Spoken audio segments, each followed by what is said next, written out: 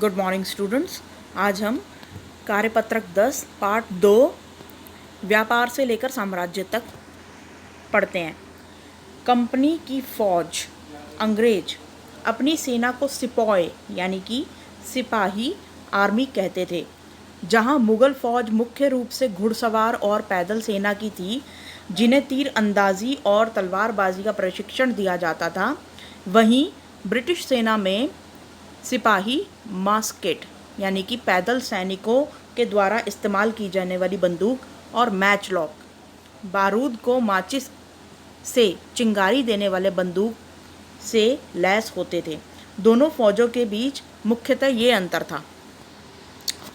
इसको एक बार ही हम बुक में भी देख लेते हैं।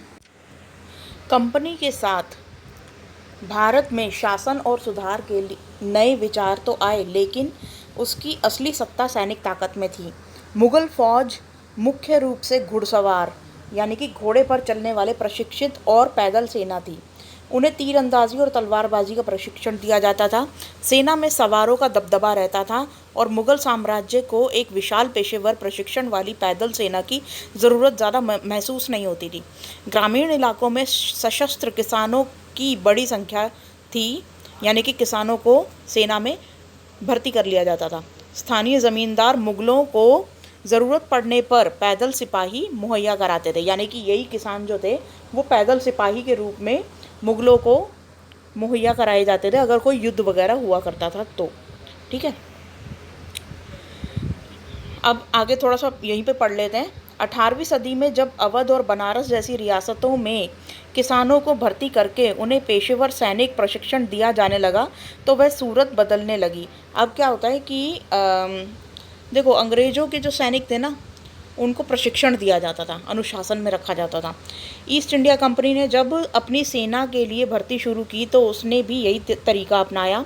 अंग्रेज अपनी सेना को सिपॉय, जो भारतीय शब्द सिपाही से ही बना है, आर्मी कहते थे। 1820 के दशक में जैसे जैसे युद्ध तकनीक बदलने लगी, कंपनी की सेना में घुड़सवार टुकड़ियों की ज़रूरत कम होती गई। इसकी वजह यह थी कि ब्रिटिश साम्राज्य बर्मा, अफगानिस्तान और मिस्र में लड़ रहा था, जहां सिपाही मस्केट यानी कि तोड़ेदार बंदूक और मैचलॉक से लैस होते थे। अब यहाँ पर देख लेते हैं, मस्केट का मतलब क्या होता है? पैदल सिपाहियों द्वारा इस्तेमाल की जाने वाली भारी बंदूक। और मैचलॉक का मतलब होता है शुरुआती दौर की बंदूक जिसमें बारूद को माचिस से चिंगारी दी जाती थी। देखो, मैचलॉक, मैच इंग्लिश में माचिस को बोलते हैं मैच। ठीक है, तो where is the match sticks, माचिस की तिल्लियों को स्टिक्स बोलते हैं। ठीक है, तो मैच स्टिक्स बोलते हैं उनको।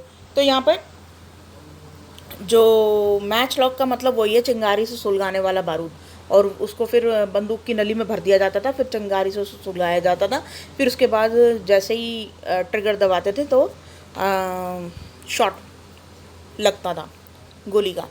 कंपनी की सेना के सिपाहियों की बदलती सैनिक आवश्यकताओं को ध्यान रखना पड़ता था और उसकी पैदल टुकड़ी ज़्यादा महत्वपूर्ण हो गई। तो कुल मिला के अब हम थोड़ा सा वर्कशीट को पढ़ लेते हैं पूरा। ठीक है, मुझे ये दिखाना था कि ये जितना भी पोर्शन लिया गया है आपकी इसी बुक में से लिया गया है इतिहास की, और इस टाइप के कुछ सिपाही हुआ करते थे ये। ठीक है, कंपनी का एक सिपाही है ये। ठीक है, तो अब हम देखते हैं। तो यहाँ पर देखिए, जहाँ मुग़ल फ़ौज मुख्य रूप से घुड़सवार और पैदल सेना थी, जिन्हें तीरंदाजी और तलवारबाजी का प्रशिक्षण दिया जाता था, वहीं ब्रिटिश सेना में सिपाही मस्केट और मैचलॉक से लैस होते थे, और दोनों फ़ौजों के बीच में ये अंतर था। तो अब अंतर देख लेते हैं ज़रा।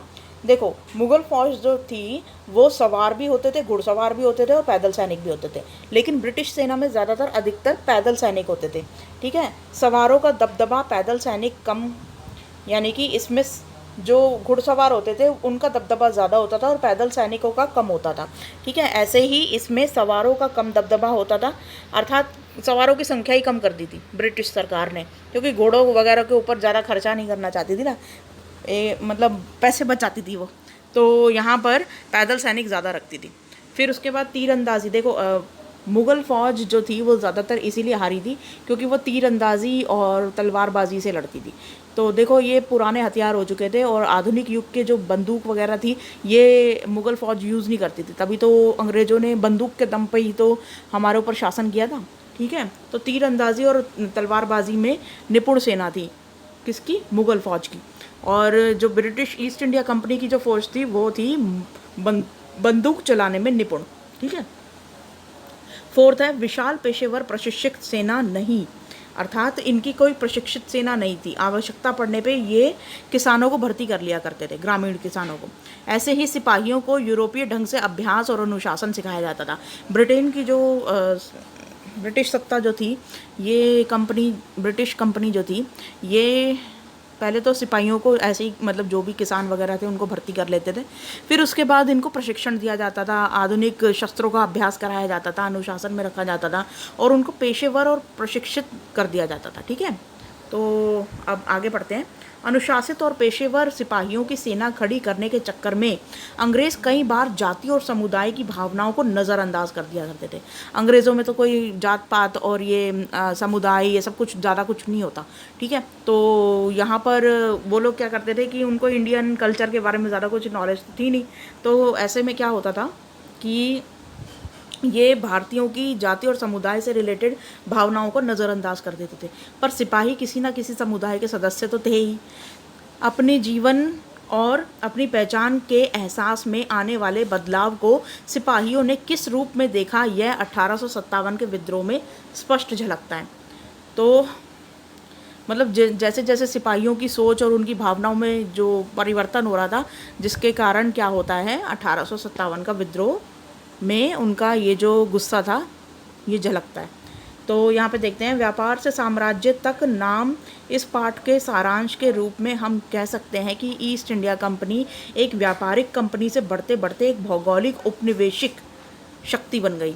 तो जो ईस्ट इंडिया कंपनी थी वो थी तो एक कंपनी, लेकिन व्यापार से धीरे धीरे वो क्या बन गई, एक शासक बन गई और उसने भारत को उपनिवेश बना लिया। उपनिवेश मतलब यहाँ से जितने संसाधन हैं उनका दोहन करो और अपने इंग्लैंड में जाके बेचो, ठीक है। 19वीं सदी के शुरुआत में नई भाप तकनीक के आने से यह प्रक्रिया और तेज़ हो गई। अब जो यहाँ से जितने भी संसाधन ये लोग निकाल लेते थे भारत से, जैसे लकड़ी हो गई और लोह इस्पात हो गया, इस तरीके की चीज़ें, और साथ में कपड़ा, मसाले, इन सब चीज़ों को ले जाने के लिए यूरोप तक या इधर से उधर, जैसे भारत के अंदर ही दिल्ली से मद्रास तक लाने के लिए इन्होंने रेलवे लाइन बिछाई। और जब रेलवे लाइन आई तब तक समुद्र मार्ग से भारत पहुंचने में 6 से 8 महीने लगते थे। अब 3 हफ्तों में जहाज़ की यात्रा भारत से पहुंचा जा सकता था। अच्छा, मतलब ये जो भाप का इंजन और भाप की तकनीक जो स्टार्ट हो गई थी, तो इन्होंने क्या किया कि एक तो रेलवे लाइन बिछा दी पूरे भारत में। दूसरी बात ये कि इन्होंने भाप के इंजन से पहले के टाइम के जो जहाज़ थे वो पहले हवा पे डिपेंड करते थे, तो उनमें कितना टाइम लगता था, 6 से 8 महीने का टाइम लगता था भारत पहुंचने में इंग्लैंड से। लेकिन जैसे ही भाप का इंजन बना तो अब जो है ना 3 हफ्तों के अंदर इंग्लैंड से भारत पहुंचा जा सकता था। तो अतः ज़्यादा से ज़्यादा अंग्रेज और उनके परिवार भारत जैसे दूर देश में आने लगे, इसलिए इंग्लैंड के बहुत सारे परिवार जो थे वो उठकर भारत में आने लगे। 1857 तक भारतीय उपमहाद्वीप के 63% भूभाग और 78% आबादी पर कंपनी का सीधा शासन हो गया था और देश के शेष भाग और आबादी पर कंपनी का अप्रत्यक्ष प्रभाव था। अप्रत्यक्ष प्रभाव का मतलब ये कि राजाओं को बोल दिया था कि आप शासन करो, लेकिन जनता से कर इकट्ठा करके हमें देते रहो, ठीक है। तो इसे बोलते हैं अप्रत्यक्ष शासन।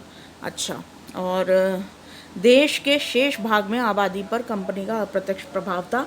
सरकार व्यवहारिक स्तर पर इस पूरे भारत को अपने नियंत्रण में ले चुकी थी। तो इस तरीके से ईस्ट इंडिया कंपनी ने पूरे भारत पर शासन किया था। तो अब पढ़ते हैं थोड़ा सा आगे। देखो, पहले इंग्लैंड जो है ना वो यहाँ पर है, ये जरा सा देश है, ओ ये ये जरा सा, ठीक है। और यहाँ से ये आता था इस साइड से, यहाँ पे ऐसे भारत आया करता था, ठीक है। तो ये पहले 6 से 8 महीने की पूरी जर्नी हुआ करती थी। जो भाप के इंजन के आने के बाद क्या हुआ कि ये 3 हफ्ते में सिमट कर रह गई, ठीक है। तो इस तरीके से पूरा रूट, और इस वाले जगह को बोलते थे Cape of Good Hope, Africa की ये जो हॉर्न है, ठीक है। अब फर्स्ट क्वेश्चन देखते हैं। मुग़ल फ़ौज और ब्रिटिश ईस्ट इंडिया कंपनी की फ़ौजों में कोई 2 अंतर लिखिए। तो ये यहाँ पर 4 अंतर लिखे हुए हैं, इनमें से कोई से भी 2 अंतर लिख लेना, ठीक है। या फिर ये चारों के चारों ही लिख लेना। अगर देखो लिखना तो है ही, तो चारों के चारों लिखो तो ज़्यादा बेटर है। बाकी अगर आपका मन नहीं है लिखने का ज़्यादा तो फिर 2 ही लिख देना। वैसे मैं चाहती हूँ कि आप चारों के चारों लिखो, ठीक है। अच्छा, क्वेश्चन नंबर 2, भारतीय जनता सिपाही के रूप में कंपनी के लिए काम क्यों करती थी? तो भारतीय जनता सिपाही के रूप में कंपनी के लिए काम क्यों करती थी? तो इसका आंसर आप यहाँ से लिखेंगे, सेना में सवारों का दबदबा रहता था और मुग़ल साम्राज्य को एक विशाल पेशेवर प्रशिक्षण वाली पैदल सेना की ज़रूरत महसूस नहीं होती थी। ग्रामीण इलाकों में सशस्त्र किसानों की बड़ी संख्या थी। स्थानीय ज़मींदार मुग़लों को ज़रूरत पड़ने पर पैदल सिपाही मुहैया कराते थे। 18वीं सदी में जब अवध और बनारस जैसी रियासतों में किसानों को भर्ती करके उन्हें पेशेवर सैनिक प्रशिक्षण दिया जाने लगा तो यह सूरत बदलने लगी। ईस्ट इंडिया कंपनी ने जब अपनी सेना के लिए भर्ती शुरू की तो उसने यही तरीका अपनाया। अंग्रेज अपनी सेना को सिपॉय आर्मी कहते थे। तो ये यहाँ तक इसका आंसर हो जाएगा, किसका? सेकंड का, ठीक है, यहाँ से लेकर यहाँ तक। अच्छा, नेक्स्ट देखते हैं अब। तो थर्ड क्वेश्चन है, मस्केट और मैचलॉक क्या थे? तो इसी के अंदर लिखा हुआ है मस्केट और मैचलॉक। ये रहा मस्केट, ये यहाँ से लेकर यहाँ तक, और मैचलॉक इतना लिखना है आपको, ठीक है, ये बंदूक तक इतना। मस्केट यानी कि पैदल सैनिकों के द्वारा इस्तेमाल की जाने वाली भारी बंदूक, और मैचलॉक का मतलब है बारूद को माचिस से चिंगारी देने वाली बंदूक, ठीक है। तो ये आप लिखेंगे कहाँ पर? यहाँ से लेकर यहाँ तक, ठीक है। ये हो गया थर्ड का आंसर। आज की वर्कशीट में बस इतना ही था। Thank you.